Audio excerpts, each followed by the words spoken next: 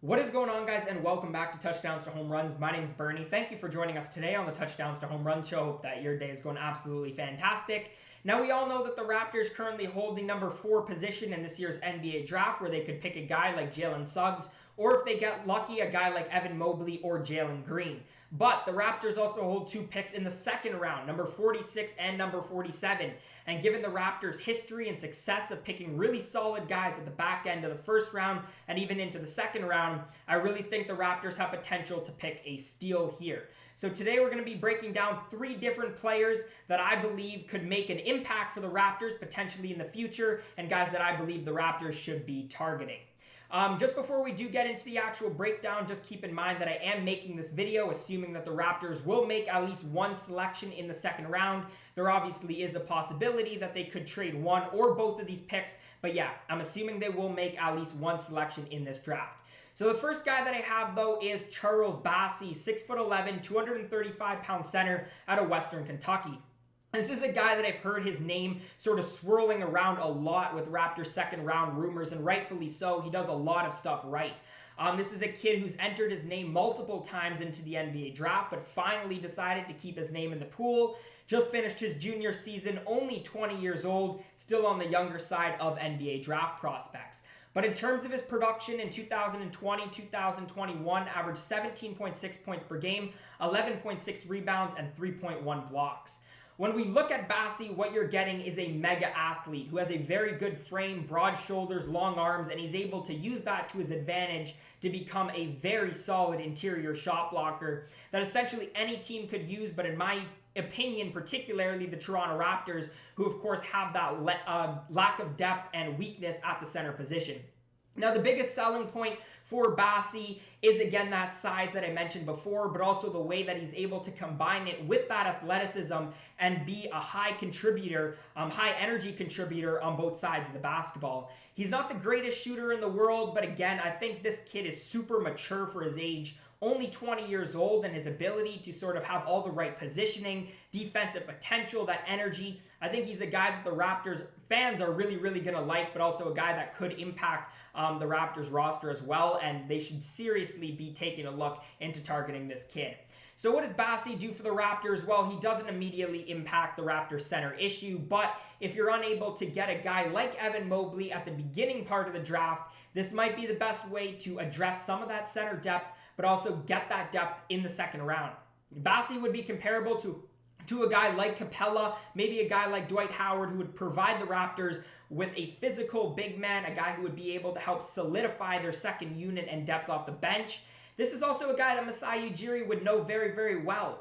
Being from Nigeria himself, actually won the MVP of Masai's Giants of Africa program. So I think if you got any GM, any organization in basketball that has taken a look at this kid and a serious look at this kid, it's Masai Ujiri and the Raptors. And if the Raptors do want to take a shot at this kid in the second round, I would definitely trust Masai here, because I can guarantee, again, if he's drafting him, he's seen him enough, definitely would like this kid.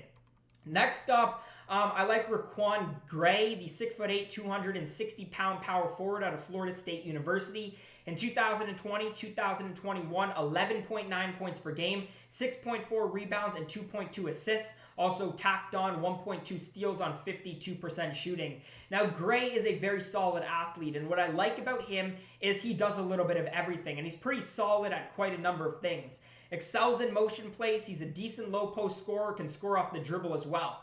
He's also a decent playmaker, being very good on defense at the collegiate level, makes him a two-way player, and I love that two-way potential at the NBA level.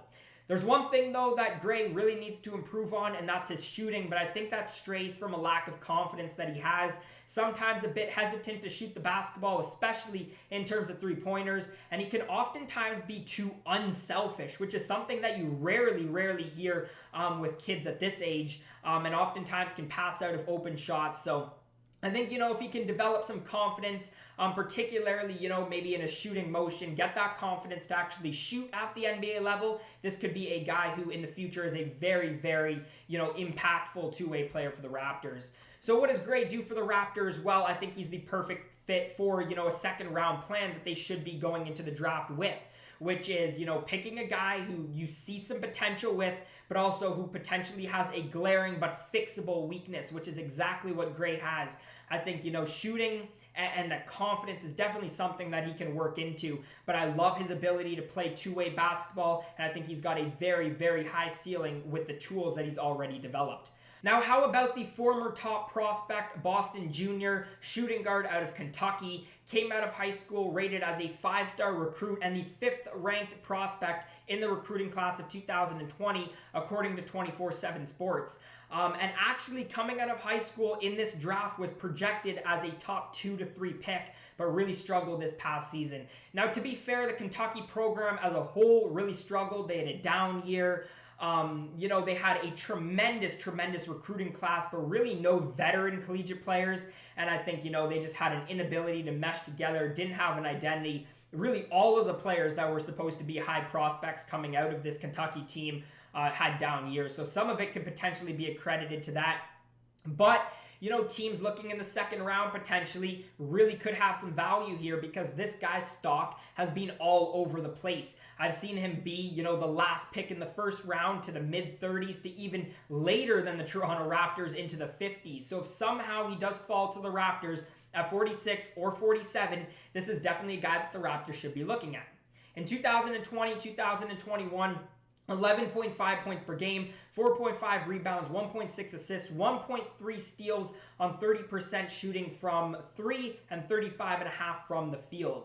Now, Boston has the potential to be a very smooth wing player. He's got a game that used to be built on his ability to knock down shots, but really was unable to do so last season. Boston has actually become more comfortable in terms of moving off ball, his ability to cut and score under the basket. But again, last season, shots from the perimeter, even from the field in general, just not falling. He struggled to make shots, especially through contact. Definitely needs to fill out his frame, add some muscle to himself for sure. So what would Boston do for the Raptors? Well, if the Raptors do draft Boston in the second round, you're taking a shot at his high potential and former promise that he had. And I think, in my opinion, that truly is worth it for the Raptors. It's not that often where in the second round you get this high of a caliber this high caliber of a prospect from only 1 year ago at this type of pick. I genuinely do think, though, that if Boston does hit the weight room, maybe get a year's worth of reps with the Raptors 905, could definitely pan out and give the Raptors an impact player a couple of years down the line. The thing that we have to remember is that second round picks really rarely pan out.